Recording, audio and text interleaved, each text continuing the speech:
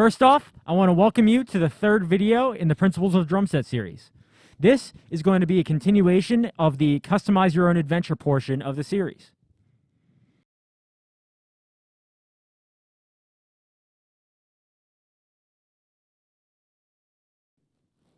Next, I want to talk about some different positioning options you have for playing on the hi-hat. The conventional way of playing on the hi-hat is to have your right hand cross over your left so that your left hand is playing all the snare drum notes and your right hand is playing the hi-hat. There are some pros and cons to this, so let's talk about them real quick.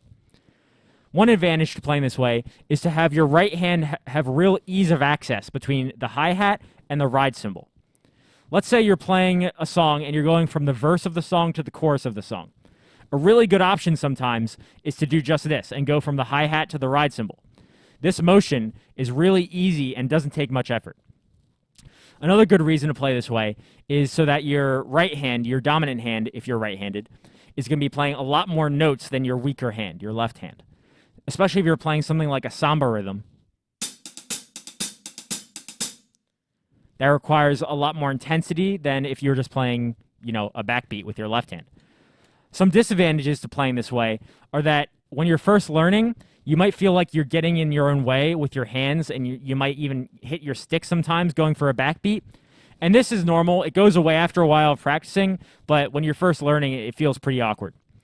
Another disadvantage is if you were trying to play embellishments or if you're trying to comp around the kit while playing a groove like this, it feels really weird to either cross under or to switch your hands and play kind of ambidextrously. Another disadvantage to playing this way is that you don't want your hands to feel uneven at any point. You want your technique to feel even between both hands. And if you're playing a lot like this and not working on a practice pad to get your hands nice and even, you could end up feeling like your right hand is a lot stronger and a lot more proficient than your left hand. And we don't want that. We want both hands to feel even. So to counteract this, if you're going to play this way, I would say practice a lot on a practice pad with exercises geared towards making your hands work just as hard as the other one to make sure your techniques are even between the hands. The other option would be to play what's called open-handed, or with your left hand up on the hi-hat and your right hand down on the snare drum. Some advantages to this: your hands are never going to feel like they get in each other's way, unlike the conventional method, where, like I said before, when you're first starting, you might feel like you hit your stick sometimes when you're going for a backbeat. Open-handed method, you don't feel this at all. Both hands are free to do whatever they want. This includes if you want to play on the toms or on the cymbals with your right hand during a groove like this, it's free to do so. Another advantage to playing open-handed is that your left hand, your weaker hand, assuming you're right-handed, is going to develop a lot quicker than as if you were playing conventionally. That is, unless you were practicing on a practice pad and making sure that you're developing both hands evenly. Some disadvantages to playing open-handed: the transition to a ride cymbal from the hi-hat is going to be a little more complicated. You have to do one of two things. You either move your ride cymbal over to the left side of your kit so that you play the ride cymbal over here, or you have to learn how to play ambidextrously, meaning both hands will have to learn how to play ride rhythms and backbeats. Another disadvantage to playing open-handed is that cross sticks, or these sounds, where part of the stick is resting on the drum head and part of the stick is hitting the rim of the drum, is going to be a little harder to execute open-handed. So if you're playing it conventionally, your left hand over here is going to have a lot of room to operate in to get a cross stick sound. If you're playing open-handed, your right hand has to maneuver between the snare drum and hi-hat, or the snare drum and snare drum microphone like I have here, and it's a little bit tighter of a space. You can get past that, but it's a little more uncomfortable. Finally, another disadvantage to playing open-handed is that most people don't play open-handed, and if you ever go to play on somebody else's kit where the ride cymbal is over here, or any number of things that could be transitioned between an open-handed player and a conventional player, it might feel a little weird to go to play on that person's kit. Like I said, especially if the ride cymbal is over here, because then you would have to play ambidextrously. So with that being said, feel free to experiment between the open-handed method and the conventional method and feel which works best for you.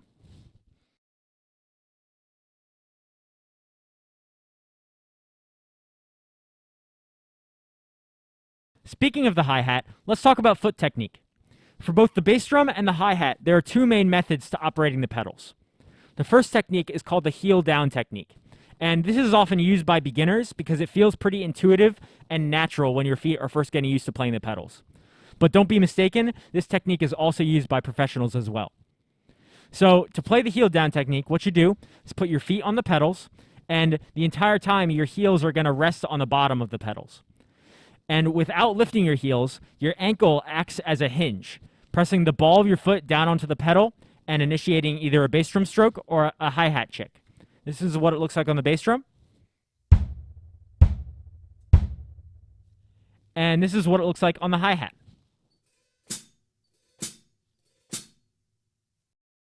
There are some pros and cons to playing this way, so let's talk about them real quick.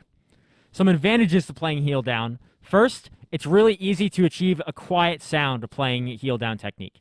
And that's because your ankle is the only thing initiating the stroke, and the muscles in your ankle aren't very big. So it's a great option for playing genres like jazz, where, for example, the bass drum doesn't need to be played that loudly. Another advantage to playing heel down technique is that since both heels are essentially resting on the ground the entire time, you're never going to feel like you're losing your balance when playing the bass drum and hi-hat simultaneously. Finally, another advantage is that it's really easy to achieve an open bass drum tone with heel down technique. When playing the bass drum, there are two main tones you can achieve. The first one is called an open tone. This is where the beater hits the drum head and immediately rebounds off naturally, and it looks like this.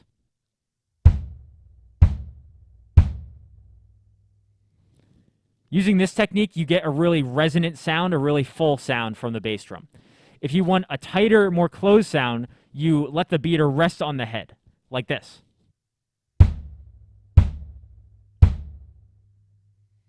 So let's say you want a really resonant open bass drum sound.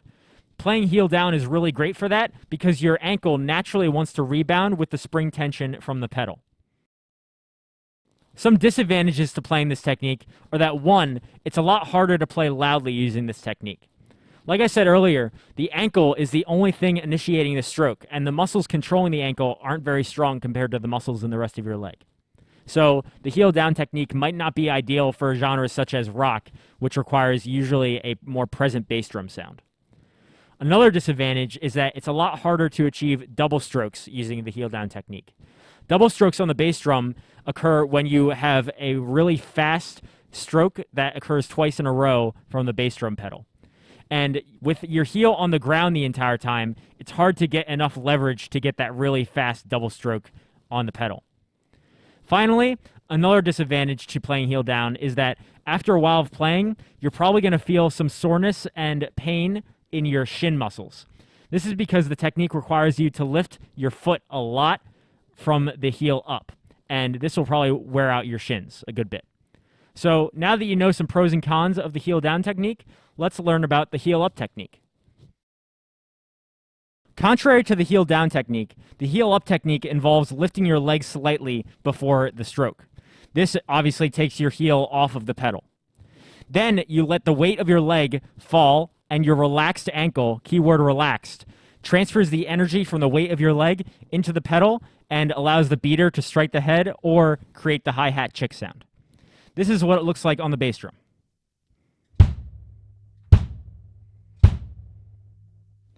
And this is what it looks like on the hi-hat.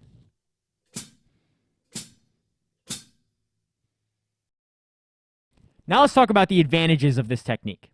One advantage of the heel up technique is that because you use the entire weight of your leg to initiate a stroke compared to just your ankle, you're going to be able to play a lot louder with this technique than the heel down technique. This means the heel up technique is ideal for rock and metal drumming especially. Another great thing about this technique, because you use your leg and ankle to initiate a stroke, you get a lot better leverage in order to achieve double strokes on the kick drum compared to the heel down technique, where you rely solely on the poor leverage you get from just your ankle and your heel resting on the ground. Another great thing about this technique, you use your shin muscles a lot less in order to play. This means after a while, your upper thighs might feel a little sore and fatigued because you're lifting your legs more often, but because these are bigger muscles than your shin muscles, they should be more resilient and therefore recover a lot quicker. And finally, another great thing about the heel up technique that's good for your hi-hat playing is that it allows for a constant use of motion in the leg. This allows you to keep time better with your left foot when you're trying to play something, let's say on the ride cymbal, and you're trying to keep time.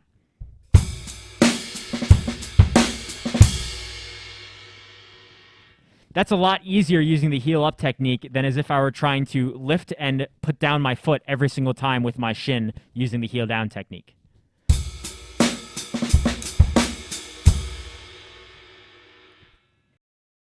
So there are some great things about the heel up technique, but there are some not so great things as well. For example, one disadvantage is that when you're first learning, you might feel a little off balance. And this is because when you lift up your leg, you're going to feel your body want to lean in the opposite direction in order to counteract that balance. What you want to do to fix this is maintain really good body posture and try to resist this lean. This is going to help fix the problem over time.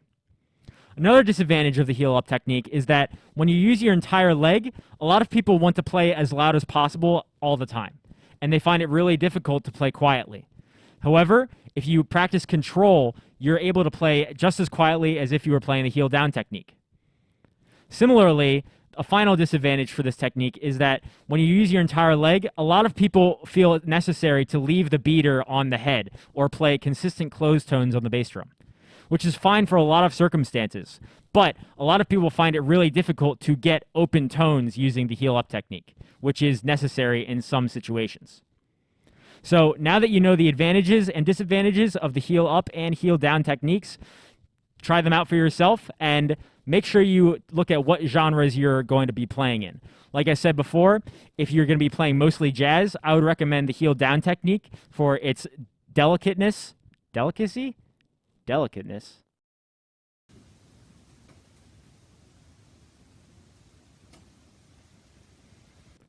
Delicateness is in fact a word. So, if you're playing mostly jazz, I would recommend the heel down technique for its delicateness. And if you're playing mostly rock, I would recommend the heel up technique for its power. And if you're playing a mixture of genres, I would recommend trying both out, seeing which works best for you, and possibly even being able to switch between them for different situations.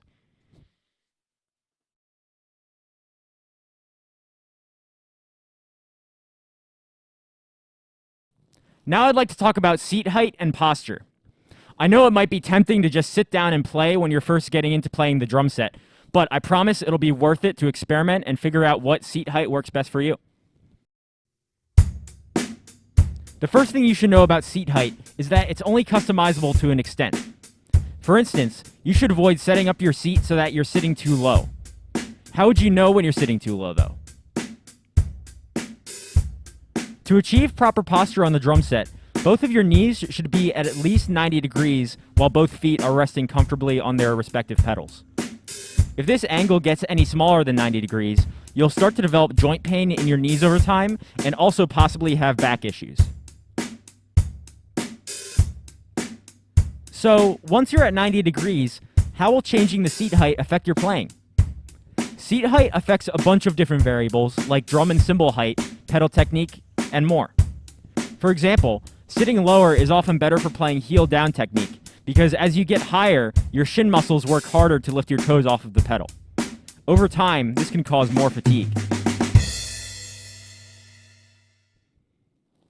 As you're experimenting with different seat heights to figure out which one works best for you, there's one thing that should really never change when you're sitting at a drum kit, and that's your upper body posture.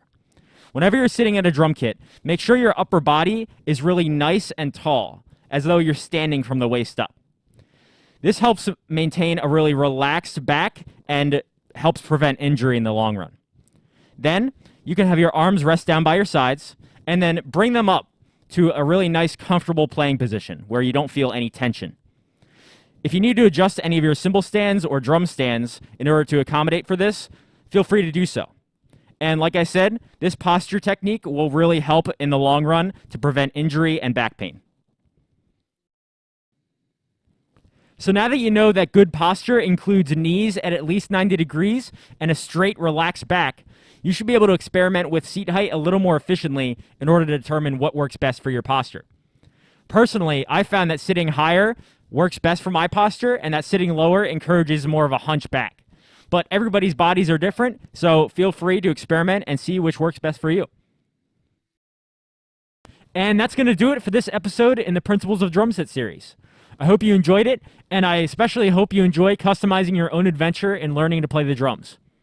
I'll see you next time, where we'll discuss reading drum set music and how that applies to our application etude.